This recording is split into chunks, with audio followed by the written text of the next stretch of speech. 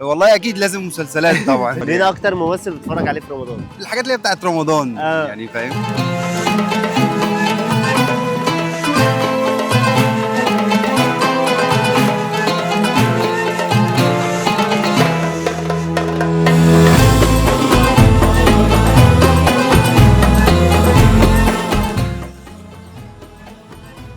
صباح الخير. شكلك مش طايق نفسك من الصيام ليه والدنيا. بس؟ كل سنه وانت طيب. وادي طيب. طيب بتعمل ايه على ساعه الفطار وبعد الفطار؟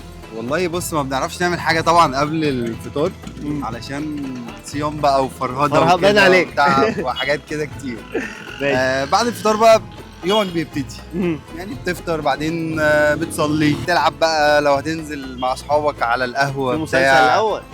والله اكيد لازم مسلسلات طبعا. انت عارف مين وانت اكتر بتفطر مين يعني. اكتر ممثل بتتفرج عليه في رمضان؟ ما بتفوتوش مسلسل. والله ما بحبش اركز على حد معين بس احنا عندنا في مصر في حاجات كتير جدا حلوه يعني. ماشي. بتعمل ايه بقى بعد المسلسل؟ بس تخلص مسلسل تخلص فطار تنزل تصلي بعدين بقى تنزل تقعد على الكافيه مع اصحابك والطاوله بقى والشله والحركات اللي احنا بنعملها دي كلها. بتكسب ولا بتخسر في لا الطاولة؟ ده كده كده. بتكسب ولا بتخسر؟ لا بكسب طبعا. لعبت دومنا قبل كده؟ بلعب دومنه طبعا. بتشرب ايه على الكافيه؟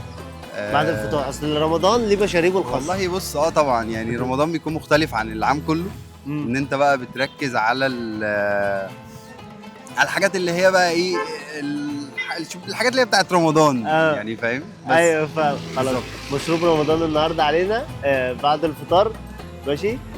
كل سنه وانت طيب، ودي هديه بسيطه من شركه وايت ديجيتال علشان خاطر تبقى مبسوط يعني بعد الفطار. متشكر وكل سنة وأنت جدا. طيب وتشرفنا بيك جدا. طيب حبيبي قلبي. حبيبي فرصه سعيده.